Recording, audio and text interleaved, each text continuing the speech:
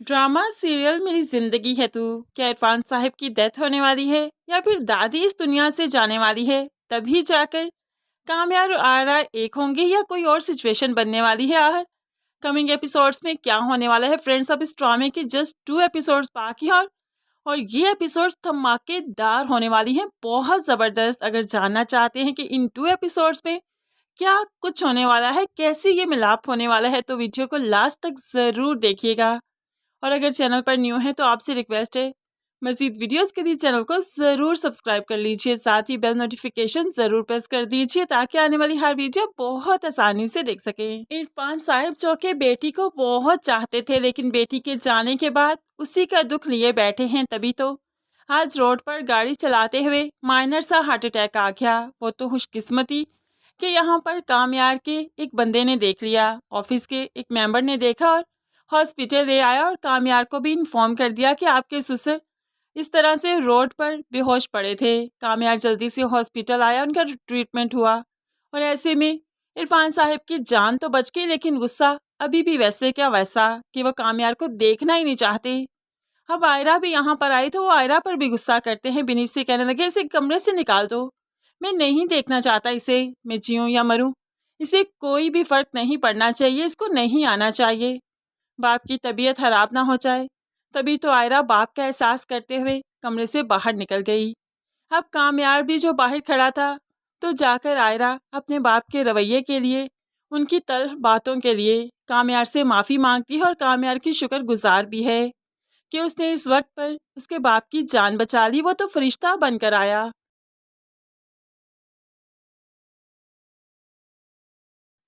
वरना पता नहीं इरफान साहब के साथ क्या कुछ हो जाता कि आयरा सोचना भी नहीं चाहती।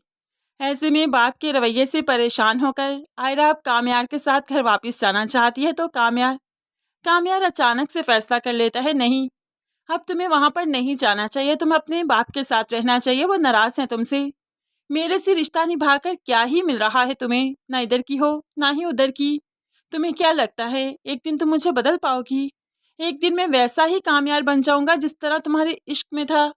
ऐसा नहीं हो सकता, मैं कभी वैसा कामयाब नहीं बन सकता, इसलिए बहुत बेहतर होगा कि अपने इन रिश्तों को बचाओ, इनके दिलों में अपनी जगह बनाओ, क्योंकि मेरे दिल में तुम ये जगह कभी नहीं बना सकती। हायरा, जब हमारी ज़िंदगी अच्छे से गुजरना शुरू होगी ना, तो बाबा भी ठीक हो जाएंगे। उन्हें गुस्सा सिर्फ इस चीज़ का है कि मैंने शायद गलत फैसला किया, लेकिन हमने उन्हें यकीन दिलवाना है कि ये फैसला गलत नहीं था। तो कामयाब कहने लगा, लेकिन तुम्हारा फैसला गलत ही था और मैं तुम्हें यकीन दिलवाता हूँ कि इस फैसले पर तुम्हें आखिर में पछतावा ही होगा। ये कहते हुए कामयाब यहाँ से जाने लगा तो आयरा कामयाब का हाथ पकड़ लेती है। मुझे साथ जाना है कामयाब। तो कामयाब झटक कर हाथ छुड़वा लेता है, लेकिन मुझे तुम्हें साथ लेकर नहीं जाना, तुम्हें अपने बाबा के पास रहना चाहिए, उनके साथ जाना चाहिए, मेरे साथ नहीं। अब मुझे लगता है फैसले की घड़ी आ चुकी है, अब कोई फैसला होना चाहिए, क्योंकि इस तरह से लटके हुए रिश्ते किसी काम के नहीं रहते। ये कहते हुए कामयाब यहाँ से चला गया और आयरा आयरा आंसू बहाती रह गई। और ऐसे में इसके अपने ही थे जो इसे तसल्ली देते हैं, सहारा देते हैं। अब दिनेश जो ये सब कुछ देख चुकी थी, जाहिर सी बात है बेटी को इस हाल में, बेशक इरफान साहिब जितना भी गुस्सा करें, वो चाहें या ना चाहें, बिनिश अब के बार स्टैंड लेगी, अपनी बेटी के लिए स्टैंड लेगी और वो अपनी बेटी को अपने घर लेकर जाएगी, क्योंकि वो मज़ीद आयरा को परेशान नहीं देख सकती। इसलिए इरफान साहिब की नाराज़गी मोल लेते हुए बिनिश आयरा को अपने घर ले जाती है। इरफान साहिब भी डिस्चार्ज हो गए और आयरा भी घर चली गई। ऐसे में आयरा काफ़ी अरसे के बाद कमरे में आई तो एकदम से रिलैक्स हो गई। दुपट्टा उतार कर बेड पर फेंका और शीशे के सामने खड़ी होकर खुद को देखने लगी बेसाख्ता। आंखों से आंसू निकल आए कि क्या से क्या हो गई, क्या सोचा था ज़िंदगी में और ज़िंदगी किस ओर ले निकली। शायद इसे ही नसीब कहते हैं, किस्मत कहते हैं। दूसरी तरफ कामयाब भी घर आकर खुश तो नहीं था। थोड़ी देर अपने कमरे में बैठा और कमरा काट खाने को दौड़ता था, तभी तो दादो के पास चला गया। दादो जो कि सो रही थी, तो बस बेड के पास बैठे ही आंसू बहाने लगा। दादो ने सिसकियों की आवाज़ सुनी तो जल्दी से उठ गई। कामयाब, तुम यहाँ पर कब आए? और आयरा आयरा बहुत परेशानी में गई थी, क्या हुआ, सब ठीक तो है ना? क्या हॉस्पिटल में कोई मसला था? कोई पेशेंट सीरियस था। ये बच्ची भी ना दूसरों की भी बहुत टेंशन लेती है। तो ऐसे में कामयार बताने लगा इरफान साहिब को माइनर सा हार्ट अटैक हुआ था। अब यहाँ पर सब कुछ वो दादी को बताता है और ये भी बता दिया कि वो आयरा को छोड़ने का फैसला कर चुका है, जिस पर दादी चौंक जाती है। पागल वागल तो नहीं हो गए? उसने क्या कुछ नहीं किया तुम्हारे लिए अपने माँ बाप को छोड़कर आ गए और तुम मुझसे छोड़ने का फैसला कर रहे हो। तुम इस तरह की हरकत नहीं करोगे अब के बार, मैं नहीं करने दूंगी। तो ऐसे में कामयार कहने लगा उसके लिए दादू, उसके लिए ही तो ये सब कुछ कर रहा हूँ। उसको मुझे लगता है उसकी गलती की बहुत ज़्यादा सज़ा दे दी मैंने। उसको मैंने अपने करीब भी नहीं आने दिया और उसके साथ ही साथ इतनी बड़ी ज़्यादती की कि उसके पेरेंट्स से उसे दूर रखा। मैं इतना बड़ा गुनाह कर गया, समझ ही नहीं आई। अब मज़ीद मुझसे ये सब कुछ नहीं होगा, प्लीज़ आप मुझे कुछ नहीं कहेंगी। मैं जो फ़ैसला कर चुका हूँ मुझे लगता है यही बेहतर है हम दोनों में, और हम दोनों को यही फ़ैसला करना चाहिए था। बेशक ये फ़ैसला कामयार के लिए आसान नहीं, लेकिन फिर भी वो चाहता है कि आयरा अपने घर वालों में रहे, अपने घर वालों की मोहब्बत में रहे, इसलिए तो वो आयरा को छोड़ने का फ़ैसला कर चुका है। जबकि आयरा को छोड़ना किसी अजियत से कम नहीं। रोज़ जिएगा रोज़ मरेगा, लेकिन उसे लगता है आयरा ऐसे खुश रहेगी, जबकि आयरा भी ऐसे खुश नहीं रहेगी, क्योंकि आयरा ने भी पहली बार ज़िंदगी में मोहब्बत की, और वो भी कामयार से। खैर यहाँ पर आयरा अपने कमरे में थी तो फलक भी आ जाती है, और फलक अब कामयार के बारे में बात करती है। क्या चाहती हो, क्या करना है आगे इस रिश्ते में? कामयार तो इस रिश्ते को तोड़ने का सोच रहा है, लेकिन क्या तुम भी ऐसा चाहती हो? तो ऐसे में आयरा रोते हुए कहने लगी, बहुत कोशिश की बचाने की, बहुत कोशिश की। सोचा था सब ठीक हो जाएगा तो बाबा को भी मना लूंगी, लेकिन कामयार ही ठीक नहीं हुआ तो कैसे मनाने आती मैं। अब तो मुझे भी लगता है शायद हमारे रिश्ते का फ्यूचर ही यही है। ठीक है, जो उसने फैसला करना है कर ले, मैं भी फिर सरवाइव कर जाऊंगी। अगर वो मूव ऑन कर सकता है तो मैं भी जी लूंगी। वो भी तो चाहता था ना मुझे, वो तो कहता था मैं उसकी ज़िंदगी हूँ। तो ऐसे में अगर उसकी सांस चल पड़ेगी तो मेरी भी चल पड़ेगी, क्योंकि अगर मैं मोहब्बत करती थी तो वो भी करता था।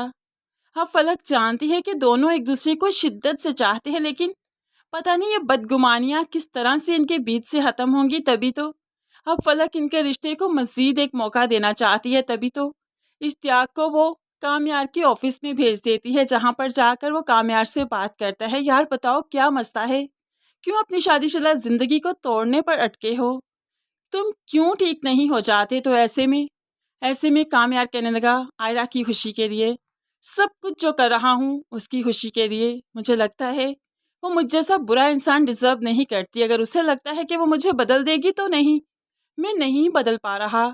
मैं उसको देखता हूँ तो सब कुछ याद आ जाता है, और ना चाहते हुए भी वो कर जाता हूँ जो मैं नहीं करना चाहता। तो ऐसे में उसे अजियत में क्यों रखूँ, क्योंकि मैं बुरा हूँ और मुझे लगता है बुरा ही रहूँगा, और मेरी वजह से वो अपने बाप से दूर रहे, ये मुझे गवारा नहीं। मुझे लगता है कि अब बस कर देना चाहिए, मुझे अपनी ज़िद ख़त्म कर देनी चाहिए, उसको अजियत देना ख़त्म कर देना चाहिए, उसे आज़ाद कर देना चाहिए, और वो अपनी ज़िंदगी में खुश रहे। यही मेरे लिए अचीवमेंट होगी। अब इश्तियाक समझ चुका है कि कामयार सिर्फ आयरा की खुशी के लिए ही उसे खुद से दूर कर रहा है, वरना आयरा के बगैर वो भी कहाँ जी रहा है, कहाँ खुश है। अब यहाँ पर इश्तियाक इनके रिश्ते को सेट करने के लिए इरफान साहब के पास जाता है और सब कुछ बताता है कि कामयार क्यों आयरा को खुद से दूर कर रहा है। एकदम से तो इरफान साहिब खुश हो गए कि ठीक है, वो मेरी बेटी को डिज़र्व नहीं करता, तभी मैं अपनी बेटी के साथ ठीक से बात करूंगा जब इन दोनों की अलैदगी होगी। लेकिन इश्तियाक उन्हें समझाता है कि ऐसा नहीं है, आयरा टूट जाएगी, बिखर जाएगी। क्या आप चाहते हैं कि आपकी बेटी टूट कर बिखर जाए? क्या आपकी ज़िद, आपकी अना उसकी खुशियों से ज़्यादा बड़ी है? अब इश्तियाक ने इतनी मोहब्बत से, इतने प्यार से, मान से समझाया और एक दफ़ा इनके रिश्ते को मौका देने का कहा, तो भला कैसे दामाद की बात इरफान साहिब टाल सकते थे। दूसरी तरफ आयरा बाहर जाने का फैसला कर चुकी थी कि अगर बाप और कामयार दोनों ही उससे तंग हैं, उससे बात नहीं करना चाहते, दूर जाना चाहते हैं, तो क्यों ना वही इनसे दूर चली जाए। अब इनके बीच में रहते हुए इनसे लाताल्लुक नहीं हो सकती थी, इसीलिए तो मुल्क को छोड़ने का फैसला किया। और अब इरफान साहिब ही हैं जो कि एयरपोर्ट पर कामयार को आयरा के पीछे भेजेंगे कि वो जा रही है, रोकना चाहते हो तो रोक लो। अगर वाकई उससे मोहब्बत करते हो अगर वाकई इस रिश्ते को बचाना चाहते हो तो यही मौका है तुम्हारे पास। तुम बचा लो अपने रिश्ते को।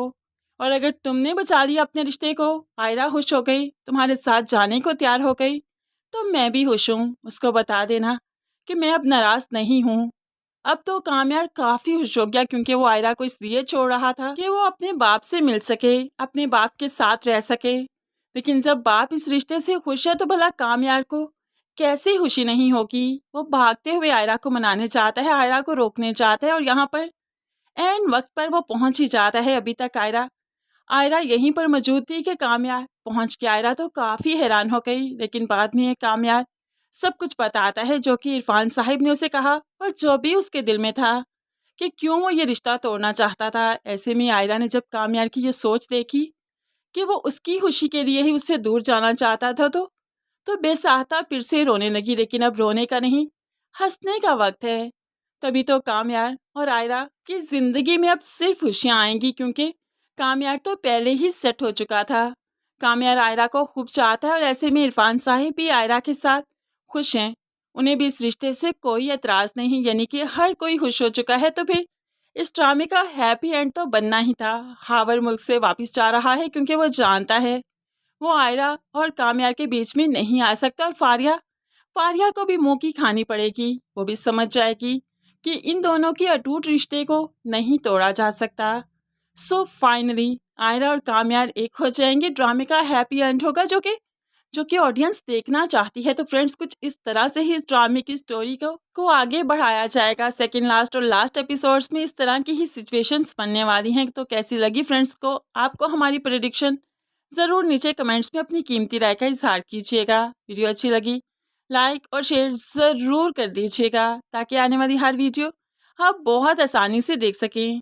चैनल को सब्सक्राइब नहीं किया तो ज़रूर सब्सक्राइब कर लीजिए। दुआओं में याद रखिएगा, अपना बहुत सारा ख्याल रखिएगा। नई वीडियो तक के लिए अल्लाह हाफिज़।